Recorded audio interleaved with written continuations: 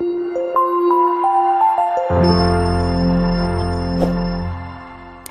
igikorwa cy'ubugwari, dore igikorwa cy'ububwa, dore igikorwa cy'ububwa, dore igikorwa cy'ububwa, reka tugisubize inyuma, dore igikorwa cy'ububwa, dore igikorwa cy'ububwa kirabaye.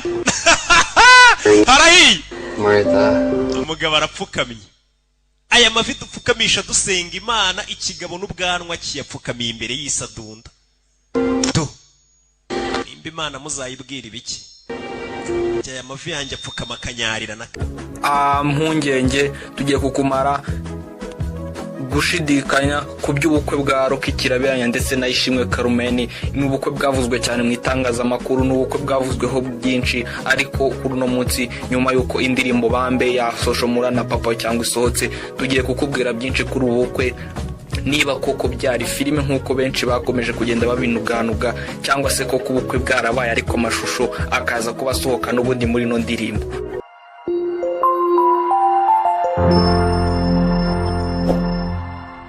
Indirimbo rero Bambe ya Mulla na PaPa Cyangwa ni indirimbo iri kuri alubumu y'uyu musore PaPa Cyangwa agiye gushyira hanze mu minsi iri imbere.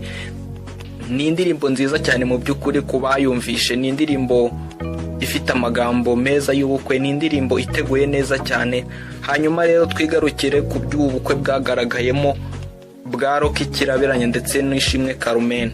Ubu bukwe rero bwagaragaye muri ino ndirimbo ni ubukwe bwateguwe cyane igihe kinini, kuko ni ibintu bari bamaze igihe kinini babitegura, ndetse na mbere y'uko yewe audio y'ino ndirimbo irangira, ibintu bari barateguye kuva kera.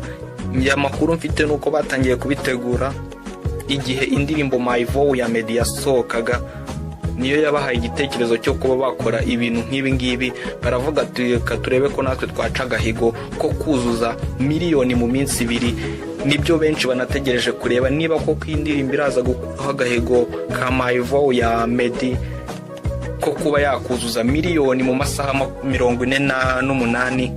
Ubukwe bwa Roki Kiraberanya rero n'uyu mukobwa Carmen ni ubukwe bwavugishije abantu benshi mu itangazamakuru. Bamwe bati ni shoot y'indirimbo, abandi bati ni ubukwe bwabaye.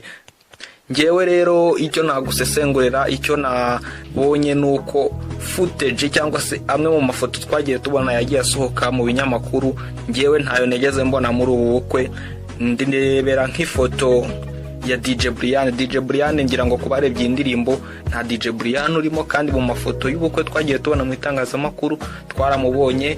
Ndebera abasore bari bakenyeye nta bari muri video y'indirimbo, ndetse n'abandi n'indi foto twagiye tubona abantu benshi bari mu ahantu hameze nko muri sale. Iyo footage nayo twegeze tubona muri no ndirimbo. Ibyo biri kudukurura bituganisha yuko ubukwe bwaba bwarabaye koko, nubwo iyi ndirimbo yasohotse irimo aya mashusho, ariko ubukwe amakuru mfite nuko bushobora kuba bwarabaye n'ubundi bakabihuza n'iyi ndirimbo. Ariko Roki Kimomo n'uyu mukobwa Ishimwe Carmen bakaba barakoze ubukwe bya nyabyo official. Nkwibutsa rero ko amakuru nk'aya acukumbuye ntandi wayasanga usibye hano kuri channel CC TV. Icyo usabwa no gukanda subscribe ndetse ukakanda nako kazogera kare ku ruhande notification, kugira ngo amakuru yose tuzadushyiraho uzajye tuyabona 5 kuri 5 tukiyashyiraho. Turacyavuga rero ku ubukwe bwa Carmen na Roki Kiraberanya. Turimo turareba koko niba ubukwe bwarabaye cyangwa se ari filime bakinnye abantu kugira ngo babashe kuba bagira views nyinshi kuri iyi ndirimbo ya Mulla na PaPa Cyangwa, ngo barebe ko baca agahigo nk'aka My Vow ya Meddy yaciye, barebe ko bagira miliyoni views mu masaha 48. Ngira ngo mu minsi ishize mwabonye interview y'umusore witwa Sky2 arimo avuga ukuntu uyu Mulla yamuhemukiye, yanze kuza muri shooting y'indirimbo ye bari bafitanye, ngo kubera ko Mulla yari yigire muri biriya bintu by'iriya ndirimbo. Sky2 niko yabivugaga, ngo yari yagiye yari yamukatiye nyine ngo ajya muri shooting y'iriya ndirimbo ya PaPa Cyangwa na Mulla. Ngo Sky2 we yahakanaga ko nta bukwe bwabaye, avuga ko yafashe moto akigererayo aho bari gukorera shooting y'iriya ndirimbo.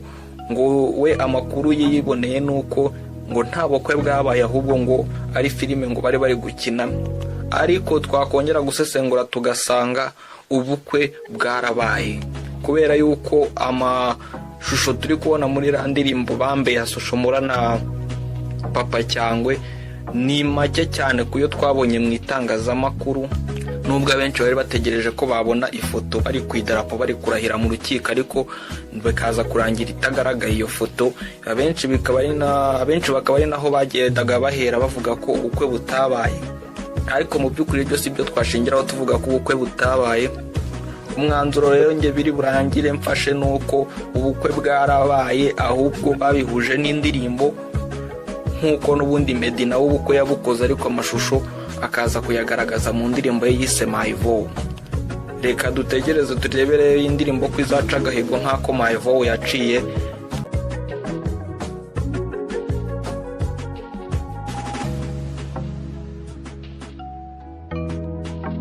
Dore igikorwa cy'ubugwari, dore igikorwa cy'ububwa, dore igikorwa cy'ububwa, dore igikorwa cy'ububwa. Reka tugisubize inyuma, dore igikorwa cy'ububwa, dore igikorwa cy'ububwa kirabaye. Harahiye umugabo arapfukamye. Aya mavi dupfukamisha dusenga Imana, ikigabo n'ubwanwa kiyapfukamiye imbere y'isadunda. Nimba Imana muzayibwira ibiki? Aya mavi yanjye apfukama akanyarira na kade